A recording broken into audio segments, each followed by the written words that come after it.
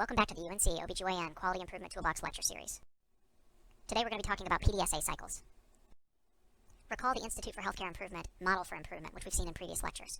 All of the tools we've learned up until now have been designed to answer the 3 questions that you must ask as part of any improvement project. The PDSA cycle itself is a tool for enacting change in an environment that doubts change. We're going to document each PDSA cycle and in that way preserve the knowledge gained from each cycle, which is critical in a fluctuating clinical environment where teams change, yet you want improvement to continue. Anytime you try to make a change, you're going to have doubters, skeptics. The PDSA cycle helps give you answers to some of the most commonly raised doubts or questions about an improvement project. Is change really needed? Is change even possible or affordable? How do you know that your hypothesis about this problem is correct? And even if we make a change, how can we maintain enthusiasm to make sure that those changes continue? As part of a PDSA cycle, to answer the question, is change needed, we're going to gather preliminary data to prove your case that improvement really is necessary. When asked, is change possible or affordable, we're going to offer an installment plan for change, if you will. In other words, we're going to make small changes along the way and incrementally improve towards our goal. Towards the question of whether the hypothesis we put forward is correct, we're going to test many small hypotheses before implementing any large-scale change. And then again, when we start to implement change, do so on a small scale to prove that it works before rolling it out to a larger scale.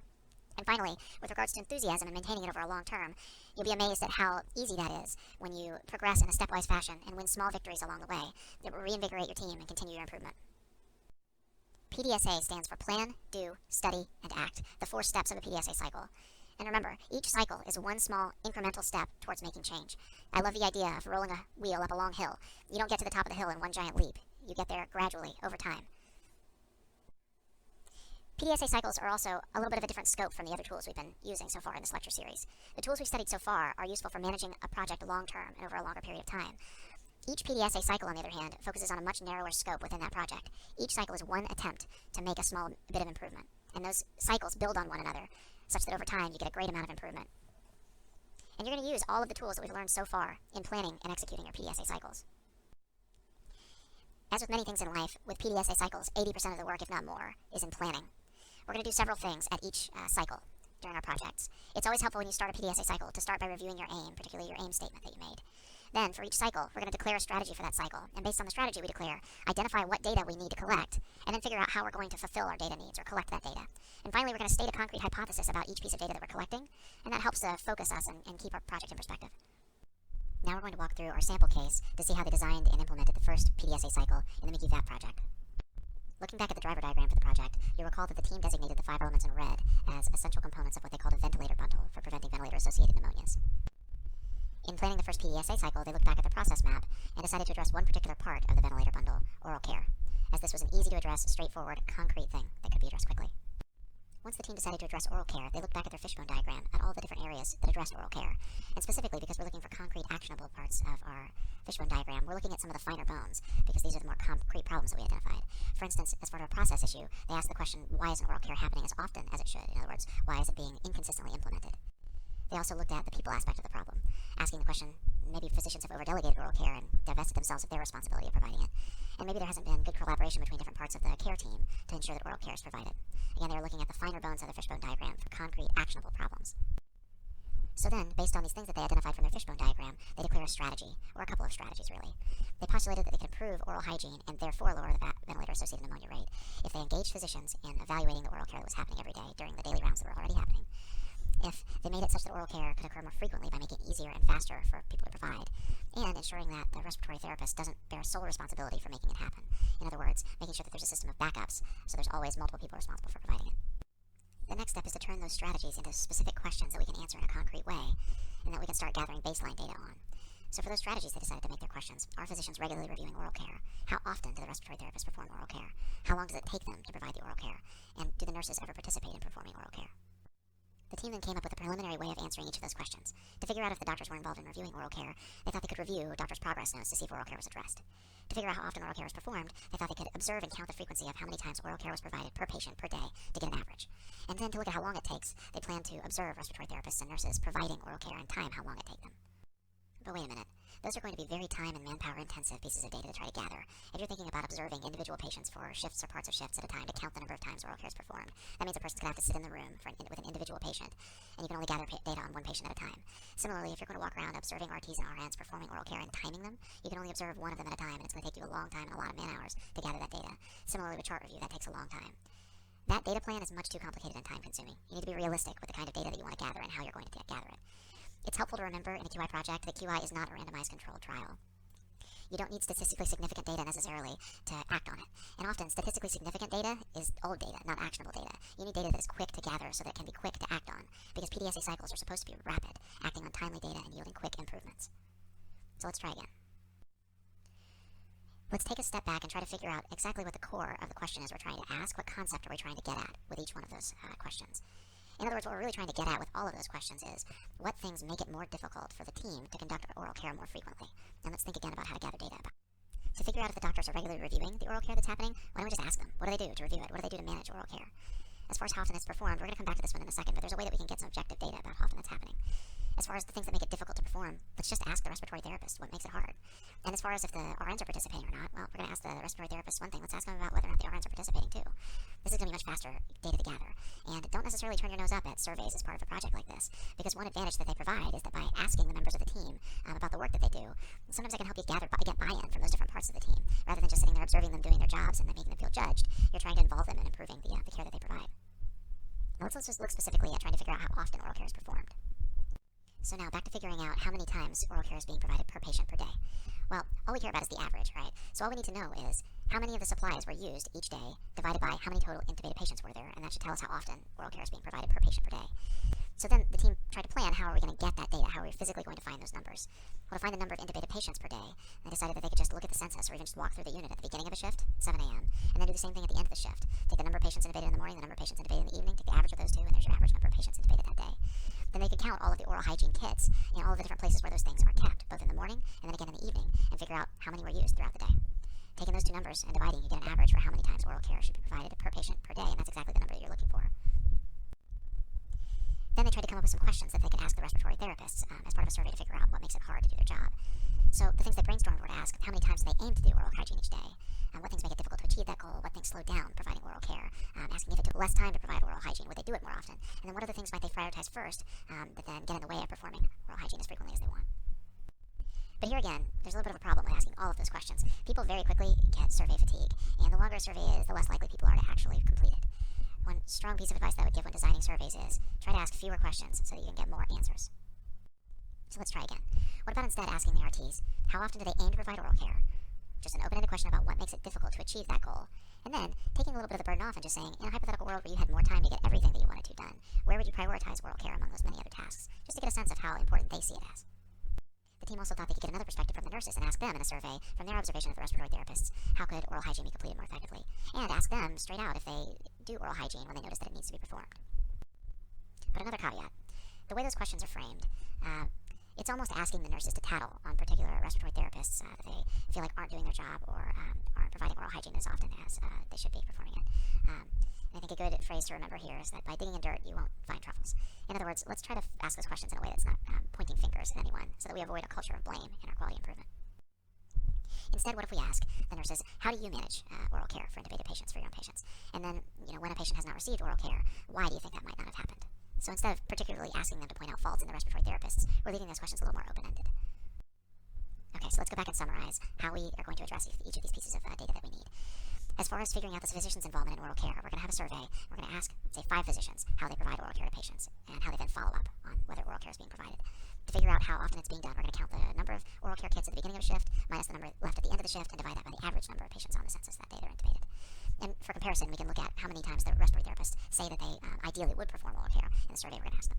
So as far as surveying the respiratory therapists, we're going to ask them how often they aim to provide that care, what things make it difficult to do, and how do they prioritize oral care among the other things that they have to do. And then for the nurses, we're going to ask them, how do they manage their patients' oral care, and when they see that it hasn't been performed, what things do they think stand in the way of that happening? Finally, before we actually gather this data, it's important to state a concrete hypothesis about each of these questions so that we have something to compare our answers to. So the team postulated that, with regards to MD review, they thought that probably after the initial orders were written for oral care, probably less than 10% of the time physicians were actually following up to see if it was happening. As far as how often it was happening, they guessed that the RTs would try to provide oral care maybe 6 times per patient per day, but that because they were prioritizing other things more frequently, maybe that it would only be happening 5 times per day per intubated patient, so a little bit less than the goal. As far as what makes it difficult, they thought that maybe the RTs and the RNs would identify that gathering supplies to do oral care was something that stood in the way. And that the nurses, in their observations, would observe that when it happened, oral care was being provided very well and very thoroughly, but it wasn't happening as often as it should.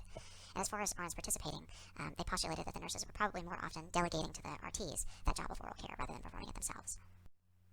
To help your team so that you don't have to reinvent the wheel when planning your PDSA cycle, I provided blank planning templates in the link after you complete the lecture, where you can fill in the strategy that you're trying to address, what question you're asking about that strategy, what the answer is that you're looking for, how you're going to find that data, and your hypothesis about what the data is going to show when you gather it. Again, these are going to be available in a link at the end of the lecture. So now we finally get to the do part of our PDSA cycle. And the key is that we're going to do all of these things on a very small scale first. We're not going to try to survey every single doctor in the hospital about these things. We're going to start with a very small set of them. Again, PDSA cycles do not require a sufficient data set to publish. You don't have to have a p-value of less than 0.05. You just need enough data to have something actionable that you can act on so that you're basing your changes that you're going to implement on observation, not just on wild conjecture. This is an example of the tool the team used to gather data about particularly the number of times oral care was being provided per patient per day. We're going to come back to in a later lecture tools for data gathering, but as you can see, it's very simple. They just, in the morning, counted the number of intubated patients, in the evening counted the number, and then averaged those two to get the number of intubated patients for the day. And then the same thing for the respiratory care kits. They counted the number in the morning in all the different places where they're stored, counted the number in the evening, and subtracted those numbers to get the total number used throughout the day. So now we've planned our first PDSA cycle. We have done our data collection. Now it's time for the S, studying the data we've collected. So when the team looked at the data they collected for a week, they found that on average, patients were only receiving oral care 3.9 times per patient per day. Now compared to what the RTs had said is their goal of 6 times per patient per day, that's a big difference. It means that's only happening 2/3 of the time that the RTs intend for it to. Now the team knew going into this that oral care was an important part of preventing ventilator-associated pneumonias. So even with this small data set that they were able to collect very quickly, they then had concrete evidence to show that if they were able to improve the number of times that oral care was being performed, maybe they really could decrease the number of ventilator-associated pneumonias that were happening. Finding this concrete data, even on a small scale like this, goes a really long way towards providing motivation to everybody on the team to get behind the changes that you're trying to make. So now, in figuring out how to improve those numbers, the team looked back at the surveys that they provided to the RTs when they asked, hey, what makes it hard to provide this care during the day? The RTs had observed a couple of things. One thing is that they said that they often help nurses with the nurses' jobs, like rolling a patient or repositioning a patient, because they happen to be in the room and they just provide an extra set of hands. So they suggested that maybe the nurses could share some of the work of providing oral hygiene too. I mean, really when you get down to it, providing oral hygiene is a pretty simple task. You don't have to be a trained respiratory therapist to do it. They're trained really intensely on the machines, on the ventilators. But the nurses with very little training, in fact, no additional training, could provide oral hygiene. And that way it could be happening more often than if the RTs by themselves are just providing it. They also looked back at the nursing surveys. And again, the nurses had indeed said that the RTs do perform very thorough hygiene whenever they provide it, but that it doesn't happen as often as it seemed like it did. That was in keeping with the hypothesis that the team had made. But the nurses had also observed that they felt like if the RTs didn't bring the oral care supplies with them, they would rarely leave a patient's room to go get supplies from a closet and then come back and perform oral care. Instead, they would just try to return later to perform it when they had the supplies with them, and that wasn't always happening. Now, looking back at the fishbone diagram that the team had made earlier in the project, that's one of the things that they had actually postulated that might be a barrier to performing oral hygiene, is that the supplies were just not there and readily available. We've planned our first PDSA cycle. We've done our data collection. We've studied the data we've gathered. Now it's time to act on that data. How can we make changes that will address the problem we've identified? The team started brainstorming things that they could do to address the different aspects of this problem. This is just a partial list of the things that they brainstormed. They thought from a teamwork perspective, they could try to implement ways that physicians could assess whether oral care was being performed every day. They could also train patient care assistants in oral care to try to spread the work around for providing oral care. And then they could mandate that the nurses share responsibility for the oral care with respiratory therapists. They brainstormed ways that reminders might happen to help remind the nurses and the respiratory therapists to actually provide the oral care as often as they wanted to. For instance, they brainstormed that maybe they could provide some kind of computerized alert for the care team. They also tried to think of ways that they could make oral care easy for the respiratory therapists and nurses to provide. For instance, rather than having the supplies stored only in the stock rooms and in carts outside of each room, that maybe they could have a kit with oral care supplies in each room next to each ventilator. And they could also formalize the process of using chlorhexidine just to make sure that everyone's providing oral care the same way every time in the most effective way possible. After brainstorming those ideas for interventions, it's important to critically assess those ideas and really think hard about how easy they're going to be to implement. Again, you want to do things that are going to not be manpower or time intensive because it's going to be really hard to maintain over the long term. So training patient care assistants to perform oral care, that's easy. It's not a hard task. It doesn't require a lot of particular expertise. Mandating that nurses share the responsibility, well, that's easy to do as long as you have someone on the team that has some authority to speak with those nurses. That's why it's always really helpful in a quality improvement project to have a multidisciplinary team that involves representatives from all the different parts of patient care. Asking that nurses share the responsibility of oral care is going to be a lot more likely to succeed if it comes from nurses as part of their improvement team or nursing supervisors as part of that team. Computerized alerts for the care team, while that would be a great thing to do, in reality the team realized that it's going to be actually a really hard thing to implement. Anybody who's tried to have changes made in Epic knows that that could take an act of Congress. So the team decided to abandon that aspect. Placing supplies near the ventilators, well, that's an easy intervention. That seems like, again, really low-hanging fruit. And then formalizing the oral care process, that would just take some training and some information provided to those people providing oral care to make sure everyone's doing it the same way every time. And the team thought that was a feasible intervention. Now that the team had brainstormed some concrete interventions, it was time for PDSA cycle number 2, where they were going to implement just one of those interventions to see if then any of their measures improved. They decided to start with one of the easiest, which was just to put the supplies for oral care at the bedside near the patient. They thought that doing this alone could improve the number of times it happened each day. Now remember, one of the things they wanted to make happen was to get nurses involved in participating in oral care. While they weren't yet going to make a mandate for nurses to participate, they thought that just by putting supplies near the bedside, it might make it so easy to do that nurses might just start participating on their own. So this is something that they decided to keep track of, even during the second PDSA cycle. We still need to be gathering data during each successive PDSA cycle. We want to quantify, again, the number of oral care kits that are used, but we don't have to do it every single day. They decided to do just 3 days a week, and that would be a representative sample, they felt, of how often it was happening every day. At the end of the week, they decided they would also reassess the respiratory therapist's goals for the number of times they intended to perform oral care, to see if that would change with having the supplies easily available. And then finally, again, they weren't yet making the mandate that nurses participate in oral care, but they decided at 2 points during this short period of a month to survey the nurses again to see if their attitudes towards oral care was changing, if they felt like it was easier, if they felt like it was happening more, to just see how another member of the team felt like the intervention was going. So for gathering data, they reused the same check sheet that they had made from their prior PDSA cycle and continued to estimate the number of oral kits used per patient per day. But they updated their approach to counting again because they weren't going to be doing this every day, and they were going to be doing it 3 days a week. And it's okay to change your check sheet, your data gathering tool, over the course of the PDSA cycles as your data needs change. They decided they were also going to reuse the RT and RN surveys too, again to reassess the attitudes of the RTs and the RNs and to see what their goals were, and if those goals were changing as the supplies were more easily available. And finally, for each successive PDSA cycle, it's important to make new hypotheses about the data that you're going to gather. They hypothesized that oral hygiene would increase from 4 times per shift to 6 times per shift per patient on average, just by making the oral hygiene supplies easily available. They also predicted that the RT's goals would increase because the supplies were easily available to 7 times per shift. In other words, that's what they would be aiming to do, even if they weren't actually doing it. And then finally, they hypothesized that half of nurses would participate in oral care on a regular basis just because the supplies were easily available. Over the course of several PDSA cycles, including that first month of making the supplies easily available, the MICU team was able to increase the number of times that oral care happened from 4 times per patient per day to 10 times per patient per day. And as we'll see in later lectures, as they analyzed the other data that they were looking at, including ventilator-associated pneumonias, it was able to have a dramatic impact on the number of those ventilator-associated pneumonias that were occurring. Again, all of these things from small, simple, incremental steps that they would take to improve. So in review, each PDSA cycle is one attempt at making a small change. And in fact, the first cycle is often just figuring out exactly what change to make. Start with your low-hanging fruit. Figure out which things would be easiest to implement, but that also seem like they would have an impact on your factors that you're measuring. And start making changes on a very small scale so that you can see if they actually do change anything. And finally, make sure that you keep gathering data on every cycle so that you can track your progress.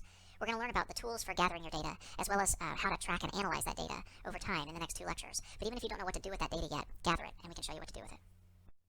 So finally, what now?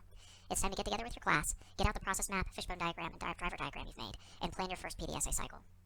You can start by picking one or more of your secondary drivers from your driver diagram, and use the blank PDSA planning template that's linkable at the end of this lecture to figure out what data you need to gather and how you can get it. Remember, keep your data gathering simple. Keep your surveys simple. Everyone in your team is going to be pressed for time, and the more time intensive you make this data gathering process, the less likely it's going to be that you're going to follow through with it. Thanks for watching. I'll see you next time. And remember, if you have any questions, I'm always available by text, phone, or email.